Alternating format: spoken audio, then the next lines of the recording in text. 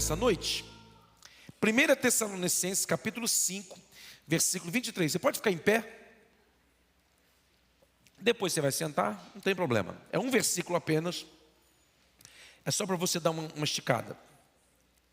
1 Tessalonicenses 5, 23. Diz assim: o mesmo Deus da paz vos santifique em tudo, e o vosso espírito, alma e corpo sejam conservados íntegros e irrepreensíveis na vinda de nosso Senhor Jesus Cristo. Pode dizer amém? Então nessa noite eu quero falar sobre da queda à glória. Você pode repetir? A glória. Do jardim à glória. Tá bom? Pode sentar-se, por favor. É importante nós, servos e servas do Senhor,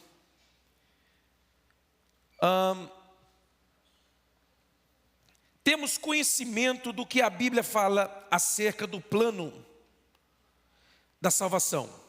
Precisamos ter essa consciência, precisamos ter esse conhecimento do plano eterno de Deus para salvar a humanidade, que se perdeu, que se desviou no jardim do Éden, e desde o início,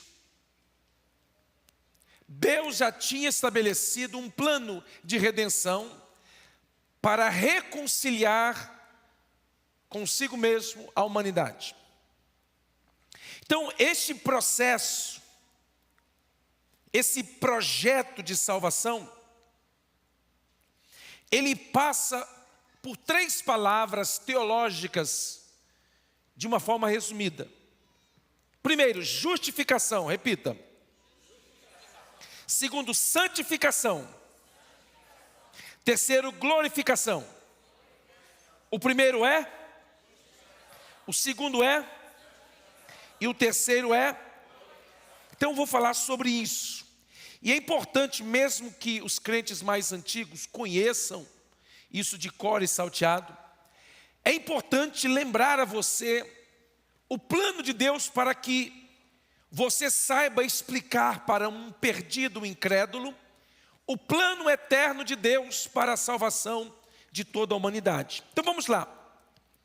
Primeiro processo, primeiro degrau, justificação. A palavra justificação, no contexto bíblico, significa ser declarado justo diante de Deus. Justificação significa ser declarado justo diante de Deus. Não é dizer que a pessoa não errou. Não. É declarar alguém que foi achado culpado, inocente. Isto é justificação. E como vem essa justificação? Por causa da fé em Cristo, como Senhor e Salvador. Então aqueles que creem em Cristo e o reconhecem como Senhor e Salvador, eles são justificados pela fé. Quando creem, quando acreditam na mensagem do Evangelho, pela fé eles recebem a salvação e Deus declara naquele instante, naquele momento, que aquela pessoa foi justificada. O conceito de justificação, ele está por toda a Bíblia, não apenas no Novo Testamento. Está no Velho Testamento. No Velho Testamento, no hebraico, a ideia de justificar significa absolver, declarar inocente, reconhecer alguém como justo diante da lei. Por quê? Porque Deus é o justo juiz. Deuteronômio 25:1 diz: justificarão o justo e condenarão o ímpio. Então aqui nós vemos o sentido jurídico dessa palavra. Declarar alguém justo. Abraão foi justificado pela fé. Olha o que diz Gênesis 15:6. E creu ele no Senhor, e foi-lhe imputado isto por justiça. Quantos anos Abraão viveu antes de Moisés? Quantos anos? 500 anos. 500 anos antes da lei ser dada a Moisés.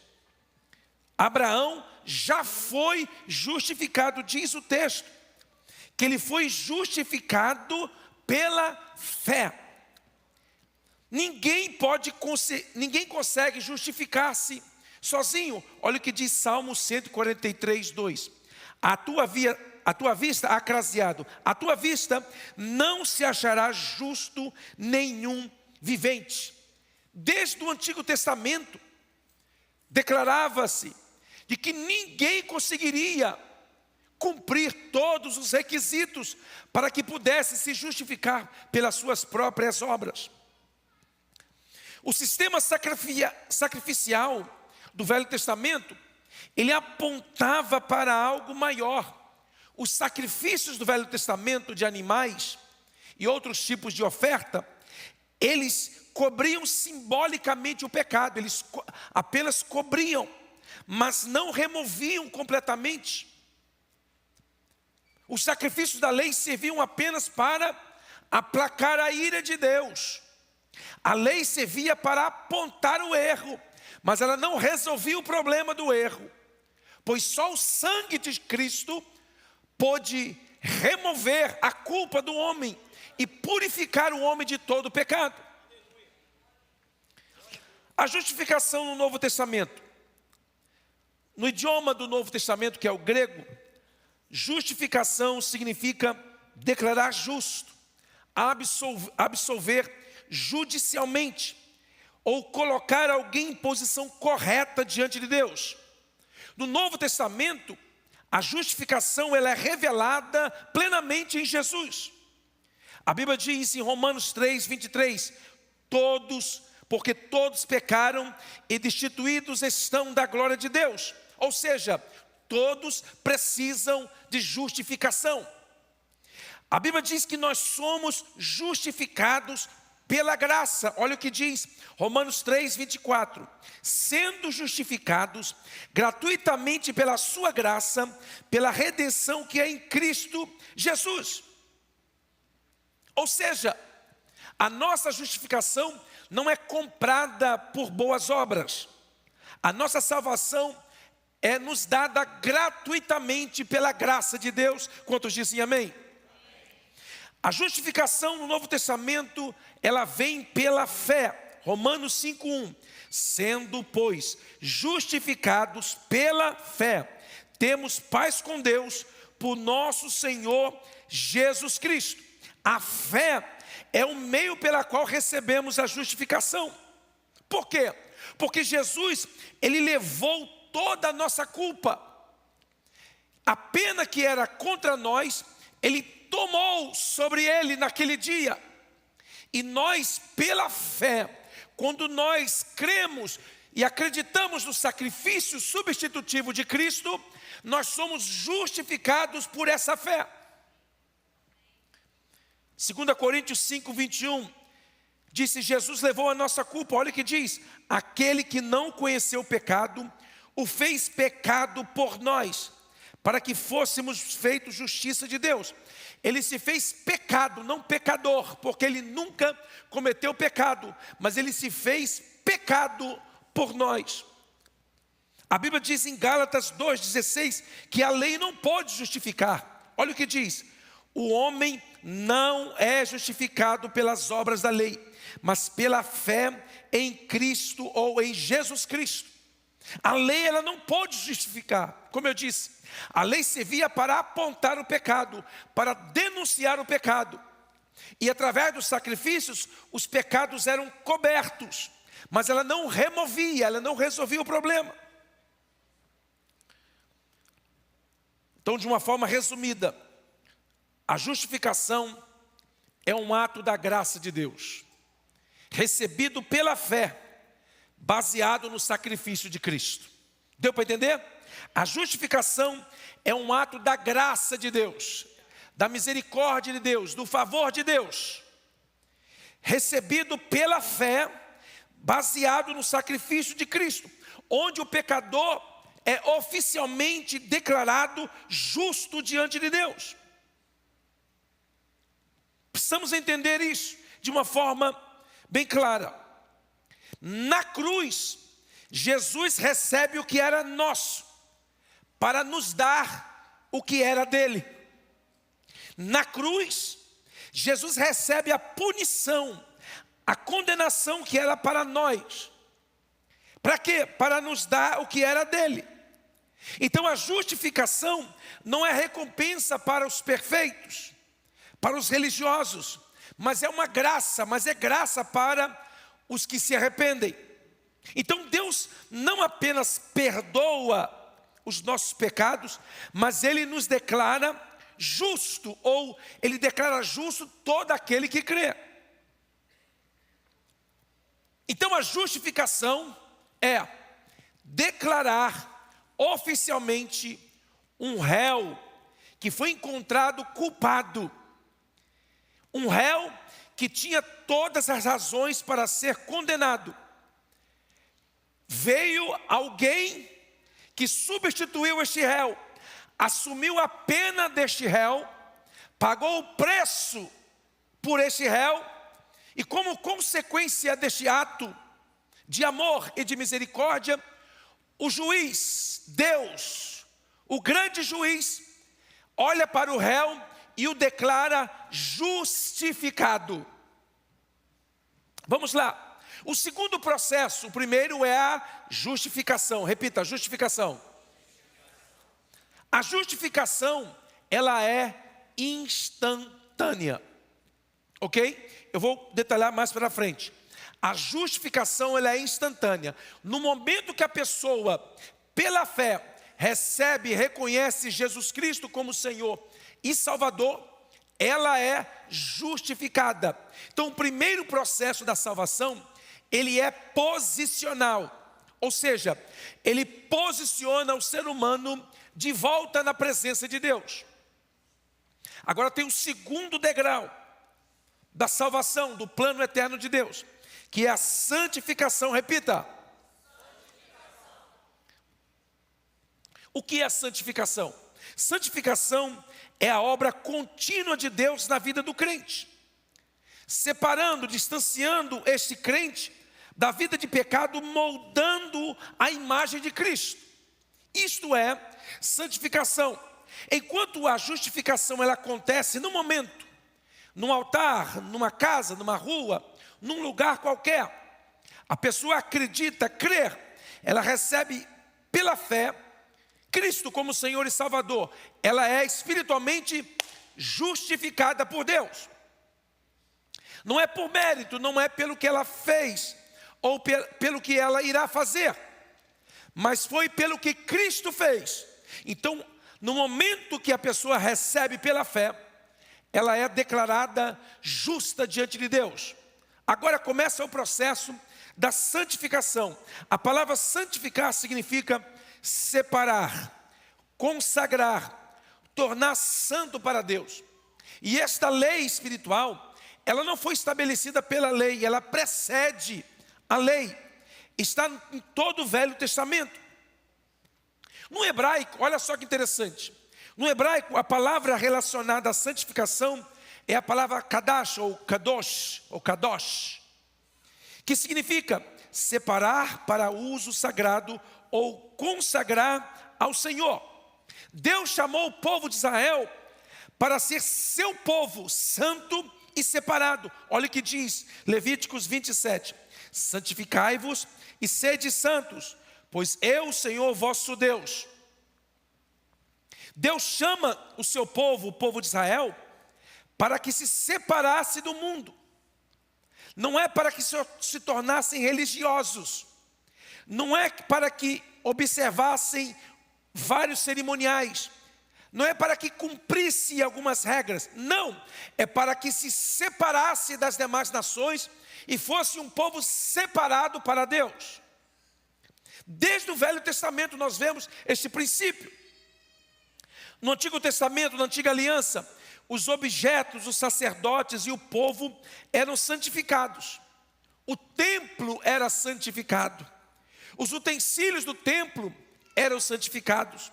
Os sacerdotes eram santificados, eles ungiam o sacerdote com sangue de animal na orelha direita, no polegar direito e no dedo do pé direito. E em cima do sangue eles colocavam óleo na orelha direita, no polegar direito, no dedo do pé direito. Isso tudo tem um simbolismo. Portanto, isto era praticado na velha aliança. É por isso que você, apesar de ter muitas igrejas hoje que ainda continuam fazendo uso do óleo para ungir objetos, coisas, cama, porta, carro, cartão de negócios, toalha, pão. E eu não acho nada de mal nisso, só que eu não pratico. Por quê? Porque o que o óleo era no Velho Testamento, símbolo do Espírito no Novo Testamento, nós já não vivemos mais nas sombras. Nós já temos a substância que é Cristo e o Espírito Santo que foi dado à igreja. Mas no Velho Testamento, esses atos proféticos serviam para mostrar para o povo, de forma visível, de que ser separado para Deus tinha que ser marcado. As pessoas que eram marcadas eram diferentes, tinham que ser diferenciadas. Porque na antiga aliança o Espírito Santo não havia sido derramado. O Espírito Santo vinha sobre uma pessoa para cumprir um propósito, uma missão, um objetivo e depois se retirava. A Bíblia diz que o Espírito Santo veio sobre Gideão e o impeliu. A Bíblia diz que o Espírito Santo veio sobre o Sansão e o impeliu ao campo, e depois se retirava dele. Isso era na antiga aliança. Mas a nova aliança, o Espírito Santo não é dado mais sob medida. O Espírito Santo, a nova aliança, foi derramado. E quando ele foi derramado, todos aqueles que pela fé reconhecem a Cristo como Senhor e Salvador, recebem no seu espírito, no seu coração, na sua mente, a morada do Espírito Santo de Deus. Então, santidade envolve comportamento. Olha o que diz Salmos 24, 3 e 4. Quem subirá ao monte do Senhor? Ele responde: o que é limpo de mãos e puro de coração. Vocês estão vendo que santidade tem tudo a ver com o homem interior. Apesar de que a santidade ela é expressada também na sua forma de viver, de ser, de se comportar, de vestir, de fazer qualquer coisa. Mas ela precisa começar no homem, no ser interior. Porque se ela vier de fora para dentro, é religiosidade, é religião. Mas quando ela vem de dentro para fora, é obra do Espírito de Deus. Então, santificação nunca foi apenas um ritual externo. Deus sempre desejou transformação interior, mesmo antes da lei ser dada por Moisés, através de Moisés. Então, a santificação no Novo Testamento. No Novo Testamento, a palavra grega para santificação é hagiasmos, que significa separação para Deus, purificação, vida santa. A Bíblia é bem clara, bem enfática em dizer que é a vontade de Deus a nossa santificação. Não é uma questão de se eu quiser, se eu decidir, se eu aceitar, se eu concordar, não. Olha o que diz 1 Tessalonicenses 4:3. Porque esta é a vontade de Deus, a vossa santificação. Ou seja, não é uma opção para o cristão, é propósito divino. Essa santificação, ela começa na conversão. Olha o que diz 1 Coríntios 6:11. Haveis sido lavados, mas haveis sido santificados. Essa santificação, ela começa no momento da salvação. E ela é processual. A justificação é instantânea. É pela fé, a pessoa recebe pela fé. Ela é posicionada em Cristo. Agora, a santificação é processual. Ela precisa passar por um processo. A santificação é progressiva. Olha o que diz 2 Coríntios 3:18. Somos transformados de glória em glória. Isto é santificação. A vida cristã é um crescimento contínuo. Ninguém amadurece de um dia para o outro. Ninguém dorme na carne e acorda no espírito. Não é automática, é processual. Eu repito, a justificação é instantânea, mas a santificação, ela é processual, ela é no dia a dia. Então, a santificação, ela exige participação humana. Embora seja Deus que cumpre, que realize a santificação em nós, nós precisamos participar. Olha o que diz Hebreus 12:14. Segui a paz com todos e a santificação, sem a qual ninguém verá o Senhor. Aqui está uma ordem para que nós vivamos em paz com todos. Quantos aqui estão em paz com todo mundo? Será que você tem que abaixar a mão rapidinho? Porque se o outro irmão na igreja ver você com a mão levantada, ele vai dizer que você não deveria ter a mão levantada? Segui a paz com todos. A Bíblia diz, no que depender de vós, tendes paz com todos. Eu sei que tem pessoas que é difícil você manter a paz. Eu sei que tem pessoas que são complicadas. Pessoas que são mal formadas emocionalmente, espiritualmente. Pessoas que tiveram uma formação espiritual meio esquisita. Eles vieram de igrejas de pastores narcisistas, controladores, manipuladores, e eles têm uns chiliques espirituais que eles herdaram do pastor dele, e ele gosta de ficar sabendo tudo o que está acontecendo, se meter na vida de todo mundo. Então você precisa ter paciência, porque a Bíblia chama esses crentes de fracos. Nós precisamos saber tolerar esses crentes, porque a Bíblia manda seguir a paz com todos. E a santificação, sem a qual ninguém verá o Senhor. Então, nós temos 3 aspectos da santificação. Primeiro, santificação posicional. Repita. A santificação posicional, ela acontece na conversão. O crente é separado para Deus. Olha o que diz 2 Coríntios 5,17. E assim, se alguém está em Cristo, é nova criatura. Ou seja, a pessoa está cheia de maus hábitos, às vezes cheia de vícios, mas ela está em Cristo. É o que a Bíblia diz. Se alguém está em Cristo, é uma nova criatura. Aí começa o processo da santificação. As coisas velhas se passaram e eis que se fizeram novas. É processual. Quando ele está em Cristo, ele está posicionado em Cristo, ele já é uma nova criatura. E aí que muitos crentes que são religiosos e pelo fato de não conhecerem a Bíblia, eles confundem as coisas. Eles veem que uma pessoa se converteu, mas a pessoa às vezes continua fazendo determinadas coisas, xingando palavrão, apesar de que tem crente que xinga até hoje. Não é ninguém daqui, mas você sabe, pessoas por aí afora, pelo esse mundo de meu Deus. Ele deveria ter parado. Sabe por que ele deveria ter parado? Porque a Bíblia tem um versículo lá que eu tremo toda vez que eu me lembro desse versículo. Nós daremos conta de toda palavra fútil que sai da nossa boca. Deus tem um livro na eternidade que registra tudo que falamos, todas as besteiras que nós falamos. E um dia nós teremos que dar conta de tudo isso que nós falamos. Aquilo que nós falamos no secreto, lá na sua casa, lá no seu trabalho, pelas costas do seu irmão, sabe? Essa daí mesmo você vai dar conta dela um dia. Diga ai, ai, ai. Pronto. Você pode se arrepender, pode chorar, pode falar língua estranha, pode rolar no chão, pode trepidar de dar glória a Deus, aleluia, mas você vai dar conta dessas palavras. Não tem jeito, não tem como mudar isso não. I'm sorry. Então a santificação, em primeiro lugar, ela é posicional. Uma pessoa está em Cristo. Então tenha paciência com as pessoas que são posicionadas em Cristo, se convertem, mas ainda continuam com maus hábitos. Seja você um bom exemplo para essa pessoa.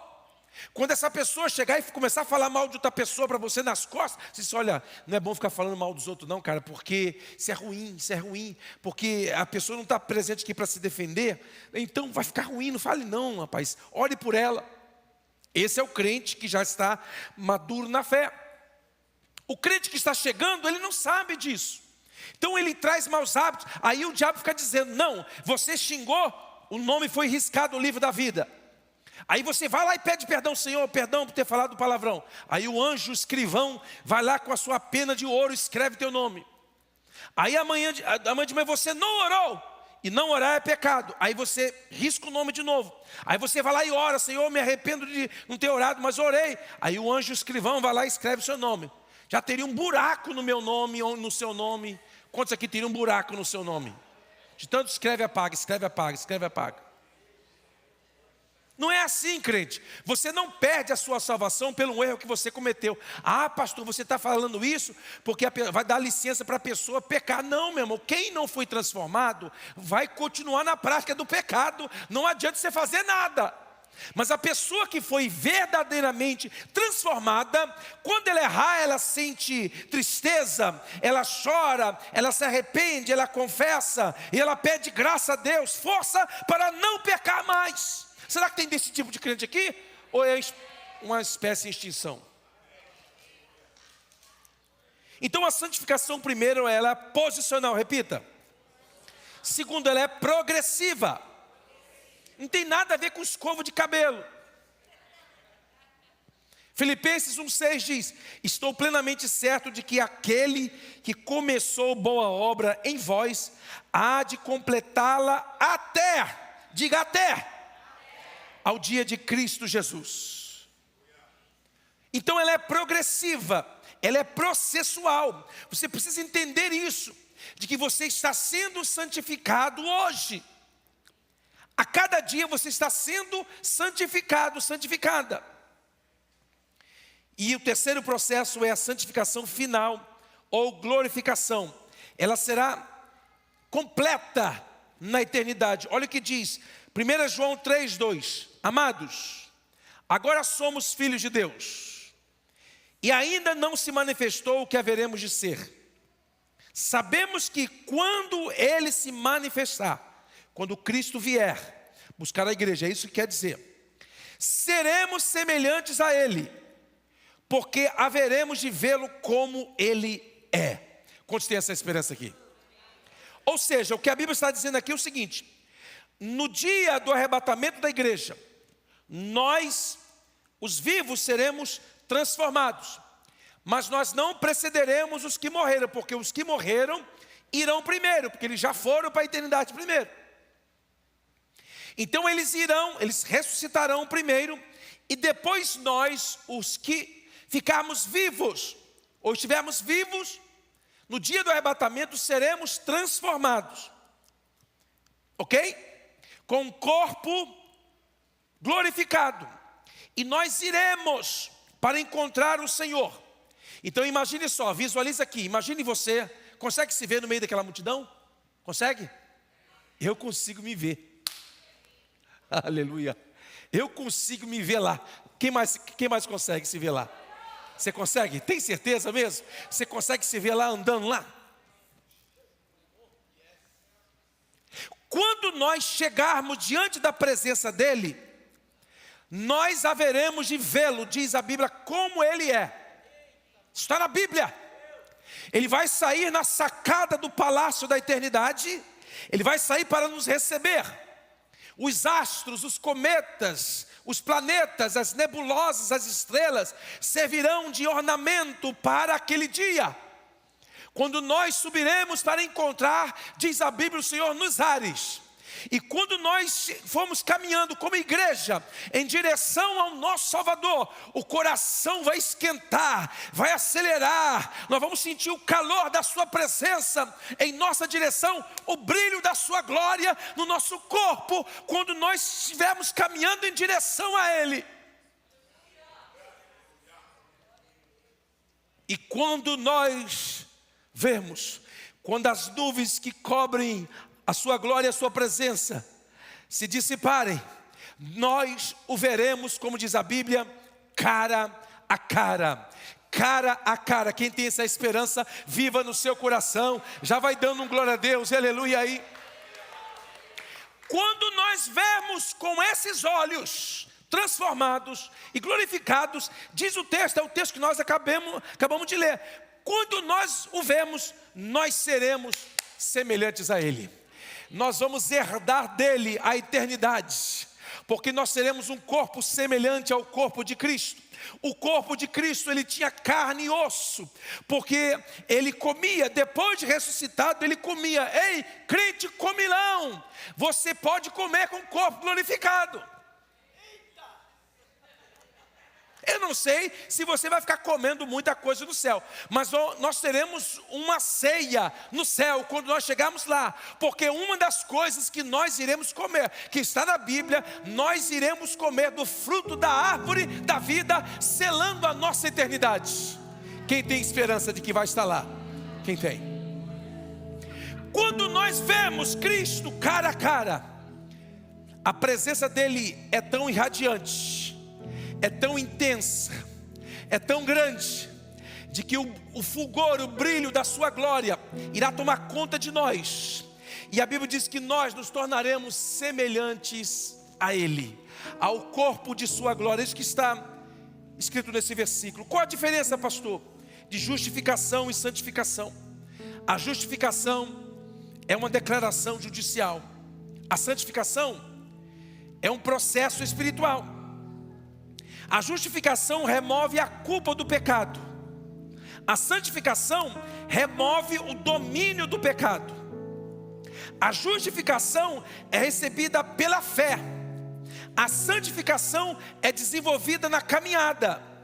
Na justificação, Deus declara o réu justo.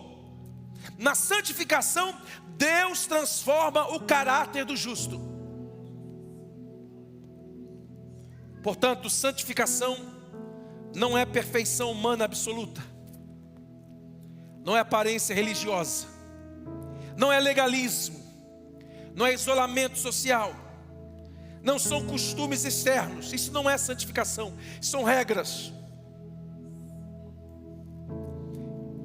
E nós precisamos cuidar disso, porque foi a razão principal que Jesus batia de frente com os religiosos. Por quê? Porque eles impunham uma santidade externa, uma santidade aparente. Eles observavam meticulosamente os cerimoniais da lei, mas eles estavam com os corações cheios de maldade, com os olhos cheios de perversidade. E o que Deus fala desde o início na sua palavra, que Ele olha para o nosso coração, para o nosso interior. Quais são as evidências de uma vida santificada? Veja se você tem esses sintomas aí. Desejo de agradar a Deus. Tem alguém que quer agradar a Deus? Abandono gradual do pecado. Tem alguém que está procurando abandonar o pecado? Amor pela palavra de Deus. Quantos aqui amam a palavra? Esse aqui vocês todos são aprovados. Para estar na quarta-feira, depois do Jogo do Brasil, tem que ser aprovado mesmo, nesse aspecto. É vida de oração. Quem tem vida de oração? Quem fala com Deus, quem ora e fala com Deus. Frutos do Espírito, humildade e obediência. Essas são as evidências e outras mais, acerca de uma vida que está sendo santificada. Então a justificação, ela muda a nossa posição diante de Deus. A santificação muda a nossa prática. Eu repito, a justificação muda a nossa posição diante de Deus. E a santificação muda a nossa prática diária. Então vamos para o final, para a glorificação. Primeiro processo é justificação, repita. Segundo, e o terceiro, glorificação. Olha o que diz a Bíblia sobre a glorificação do corpo. Se refere à transformação final do corpo dos salvos na ressurreição. Quando nós herdaremos um corpo incorruptível, imortal, semelhante ao corpo ressuscitado de Cristo. Olha o que diz 1 Coríntios 15, 42. Semeia-se corpo corruptível, ressuscita corpo incorruptível. semeia-se em desonra, ressuscita em glória. Semeia-se esse corpo. Paulo falando do corpo, da carne, do osso, dos ossos, do sangue, desse corpo formado de pó. Semeia-se este corpo corruptível, e quando ressuscitar, o corpo incorruptível. Semeia-se corpo em desonra e ressuscita em glória. Paulo explica aqui que o corpo atual ele é sujeito à morte, a limitações, a fraquezas, a corrupção, mas que o corpo glorificado ele não estará limitado à corrupção. Olha o que diz Filipenses 3:20: transformará o nosso corpo de humilhação para ser semelhante ao corpo da sua glória. Romanos 8:18 fala da redenção do nosso corpo, ligando a glorificação à consumação da salvação. O nosso corpo glorificado, ele será incorruptível. Pastor, o que significa isso? Ele não envelhece. E os irmãos mais velhos digam: ele não desgasta, ele não adoece, não sente dor. Isso que significa corpo incorruptível. A Bíblia diz que o nosso corpo será imortal, eterno. Nós somos eternos no sentido de que tivemos o início e não teremos fim.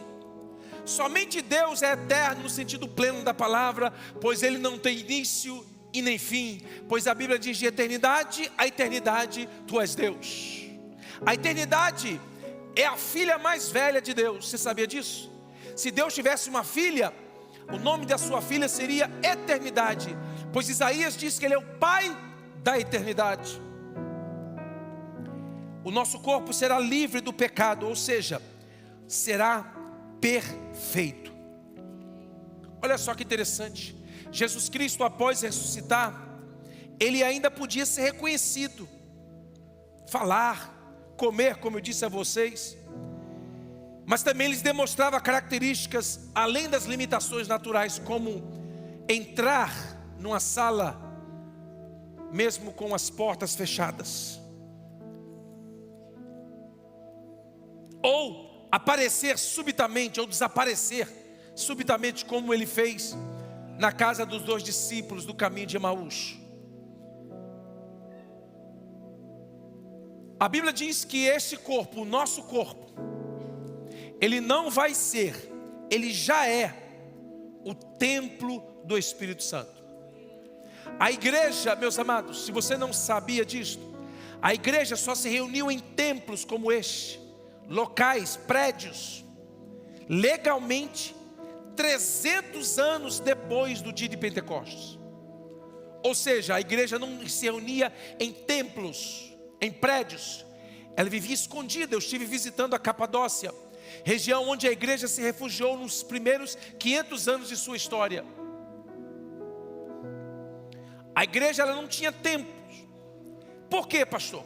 Porque o templo do Espírito Santo na nova dispensação não é um prédio.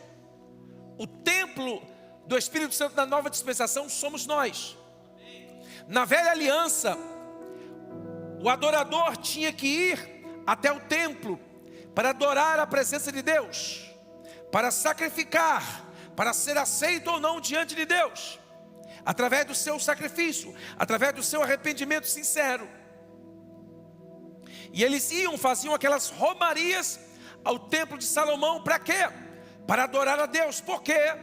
Porque a presença de Deus, apesar de ser onipresente, mas a presença dele estava manifestada naquele lugar específico, e mais especificamente em cima da tampa da arca. Só que a tampa da arca, que ficava em cima da arca, ela ficava no templo, no lugar chamado lugar santíssimo. E este lugar só era acessado uma vez por ano por um homem, chamado sumo sacerdote, que tinha que ser descendente genético de Arão.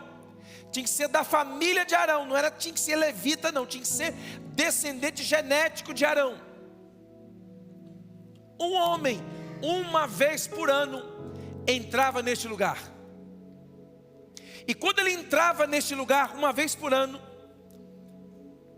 eles amarravam uma corda na sua cintura, e na sua vestimenta, na sua túnica, lá embaixo tinha um sino e uma maçã de ouro. Um sino e uma maçã de ouro intercalados, fazendo volta na sua roupa. Por quê?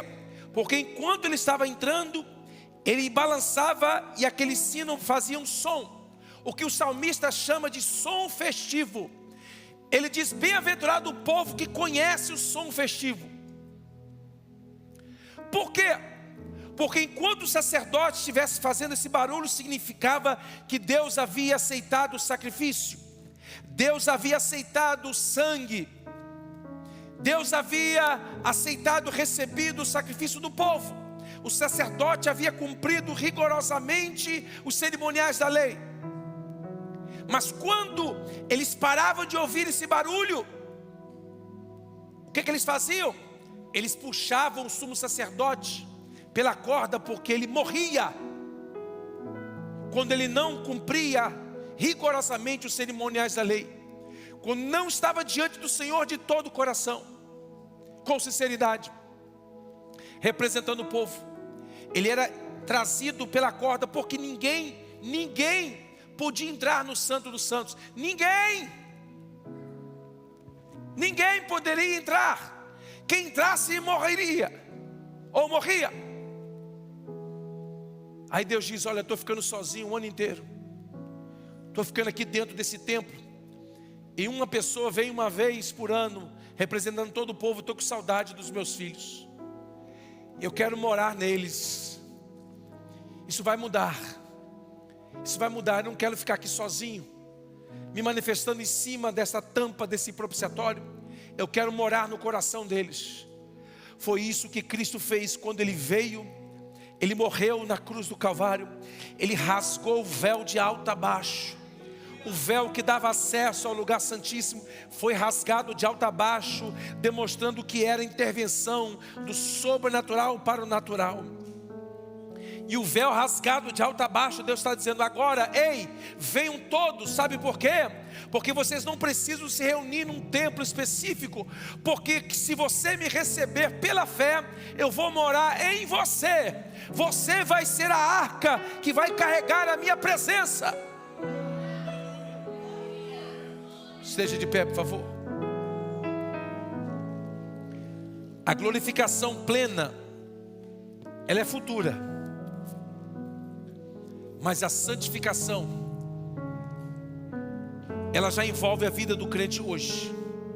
E o Senhor quer manifestar através da sua vida hoje justificação, santificação e glorificação. Não pare no meio do processo. Ah, pastor, eu posso fazer o que eu quiser o tempo inteiro, que eu não perco a minha justificação. Alguns interpretam assim, e eu acredito de forma errada, porque a Bíblia diz em vários versículos: guarda o que tens, para que ninguém tome a tua coroa. Opa, se é para nós guardarmos, é porque alguém pode nos tirar. E tem alguém querendo tirar de você esta alegria, este prazer de servir a Deus, essa satisfação de vir à igreja. Ah, pastor, mas tem dia que eu venho sem vontade. Verdade, você não precisa sentir vontade. Você tem que vir, sabe para quê? Para você estar perto da palavra, do ensino da palavra, porque a palavra que limpa, a palavra que santifica, a palavra que lava a sua alma, que tira as sujeiras do seu coração. Quando você vem aqui ao culto, o pastor prega a palavra, outro pastor prega a palavra, você é confrontado por esta palavra que te confronta, ela te desafia para mudar, para melhorar, para crescer, para fazer a sua parte. Isto é santificação, e você tem que fazer a sua parte. Você tem que renunciar, fazer o que você pode, que está ao seu alcance. Todas as vezes que você errar, ao invés de ficar culpando os outros, culpando a família, culpando o pai, a mãe, os filhos, a esposa, o esposo, ao invés de você apontar o dedo, você diz: ai de mim, que estou perecendo. Senhor, perdoa-me, dá-me um coração puro, dá-me, Senhor, uma mente pura e santificada, dá-me, Senhor, purifica as intenções do meu coração. É isso que nós devemos fazer continuamente, continuamente, continuamente. E não desistimos, não desistimos. Por quê? Porque na vossa perseverança, diz a Bíblia, possuireis as vossas almas. Enquanto você insiste, persiste, não desiste. Às vezes você está só na vontade, você não está no espírito, você não está sentindo nada, você não sentiu arrepio, você não sentiu vontade de chorar, você está seco, igual o mês de outubro na Paraíba.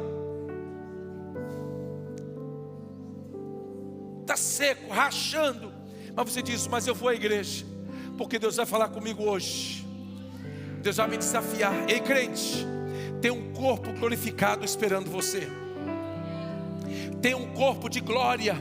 Este corpo limitado, este corpo fraco, este corpo sujeito a enfermidades, a aflições, a dores, a desapontamentos, a tristezas. Ei, isto vai passar, isto vai se acabar. Jesus Cristo está voltando. Tudo nos mostra que Cristo já volta, diz o hino. Nós estamos às portas, Jesus Cristo está às portas. O Evangelho está sendo pregado em todos os cantos, e não há uma profecia sequer que impeça o arrebatamento de acontecer. Não há. Todas as profecias com relação ao arrebatamento já aconteceram. É por isso que a igreja primitiva esperava Cristo nos anos dela. Ah, pastor, mas a Bíblia diz em Mateus 24 que quando esse evangelho do reino for pregado a todo mundo e testemunha, aí virá o fim. É porque você não participa do seminário, é por isso que você pensa que isso diz respeito à pregação do evangelho. Você fica achando que isso é a pregação do evangelho. Não. Esse evangelho aí é evangelho do reino, apresentando Cristo como rei. Esse evangelho será pregado no milênio, para todas as nações. Aí virá o fim. No final do milênio, sim, haverá o juízo final. Aí sim será o fim. Fala assim, Fala assim, então Jesus pode vir qualquer hora. Eu achava que tinha que ser pregado a todo mundo, e eu não estava nem ajudando para não vir rápido, Jesus. Não há nada que detém a volta de Cristo. Não há nada que detém a volta de Cristo. E este corpo que passou pelo processo da justificação. Você lembra o dia que você foi justificado pela fé?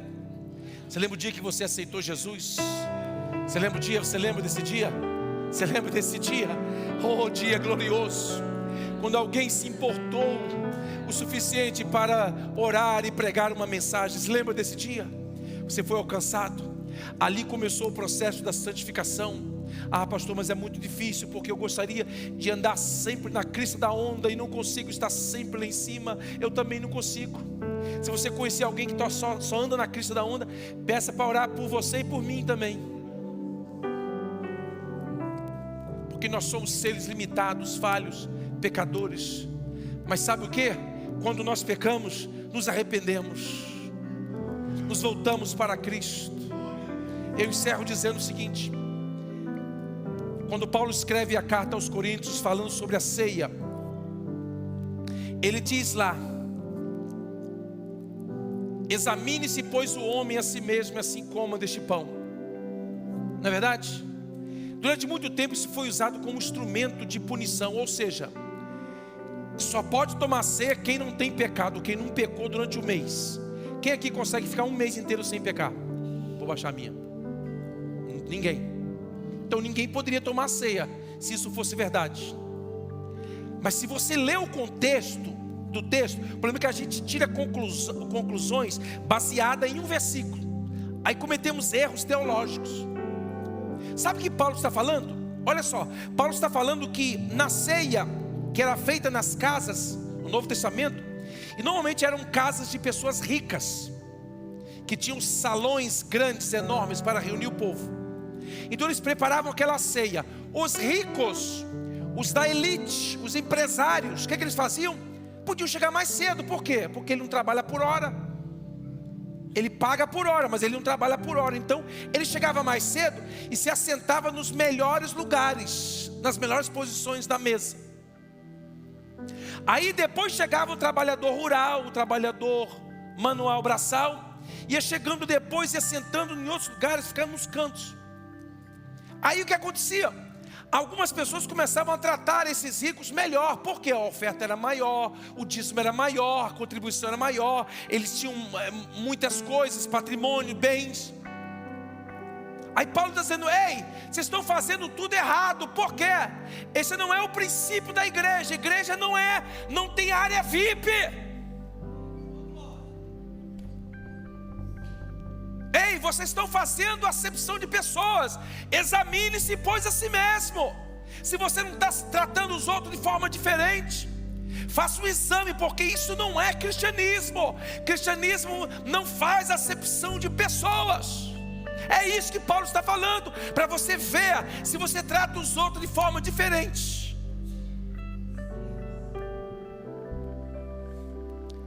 Então, como você não trata ninguém de forma diferente, aí assim como deste pão. É isso que Paulo está falando. E nós interpretamos, porque ouvimos o nosso pastor, não sei de quanto tempo atrás, que nunca teve uma formação, nunca teve um estudo, nunca se instruiu, interpretou mal o versículo, te ensinou, e você vai continuar interpretando errado a si mesmo. Porque a vida cristã, ela é justificação, santificação e glorificação. Onde nós estamos? No meio, no processo de santificação. E eu tenho uma notícia boa para você. Você que perseverar até o fim, você vai olhar nos meus olhos, nos olhos do seu irmão lá na eternidade, e você vai dizer: valeu a pena. Valeu a pena. Quer ensaiar com o seu irmão já? Vai valer a pena, meu irmão, persevera. Vai valer a pena, minha irmã, persevera. Vai valer a pena. Vai valer a pena, vai valer a pena. Não faça acepção de pessoas. Não trate as pessoas de forma diferente. Todos são iguais no reino de Deus. Aqui não há grande nem pequeno. Aqui não há pessoas mais importantes, menos importantes. Todos são iguais debaixo do sangue de Cristo. Somos todos iguais. E quando você for cear, você se lembra: meu Deus, eu estou tratando alguém de forma diferente. Estou desrespeitando o direito dele. Eu estou falando mal de alguém pelas costas. É isso que você tem que examinar. Aí você vai dizer assim: ixi, fiquei falando mal da irmã tal, vou me arrepender. Aí você pega a ceia, quietinho, no meio daquele barulho que eu dou, aquela oportunidade, aquela chance que eu dou. Que meu pastor no Brasil não dava não, hein? Falava de um jeito que eu tremia. Eu nunca tomei ceia no Brasil, por quê? Porque eu era pecador. Eu jogava bola e soltava pipa. Não podia tomar. Aí você vai e se arrepende. Diz: meu irmão, falei mal de você lá uma pessoa começou a falar mal de você. Eu concordei, rapaz. Olha, caí na cilada do Satanás. E eu concordei, cara, não deveria ter feito isso. Porque isso é não fazer, isso é fazer acepção de pessoas. Isso é não discernir o corpo. Eu estou considerando você pior do que eu, porque se eu falo mal de você, é porque eu me sinto melhor do que você. É isso que a Bíblia está dizendo. Por quê? Porque eu quero ser santo, eu quero viver em santificação, eu quero viver em paz, e eu quero buscar a santificação, sem a qual ninguém verá o Senhor. Quantos aqui tem esse desejo de ver o Senhor? Não estou perguntando se você acerta todas as vezes. Estou perguntando se você tem um desejo, se você anela estar na presença do Senhor naquele dia. Que você que está aqui nesse lugar, levante a sua mão se você quiser. Você levante a sua mão dizendo: Senhor, guarda-me, protege-me até aquele dia. Guarda-me debaixo do sangue de Cristo, para que eu possa ter essa certeza inabalável até o último dia.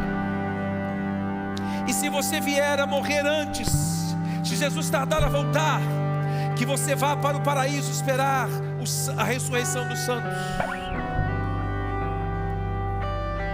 Que nós possamos ter essa consciência de que vivemos o dia a dia na presença de Deus e queremos agradá-lo, queremos ser fiel, queremos servi-lo de todo o coração. Estamos buscando a santificação, a santidade, a santificação. Pastor, como é que eu me santifico? Eu não me santifico sozinho. Só com a ajuda do Espírito, você diz: Espírito Santo, eu já tenho tentado me livrar desse hábito, dessa prática, mas eu não tenho conseguido. Me ajuda, Espírito Santo. Me toma pela mão, me fortalece, me ajuda a dizer não. Espírito Santo, toma-me pela mão. Eu não tenho conseguido vencer, me ajuda a vencer. É assim que você ora, crente.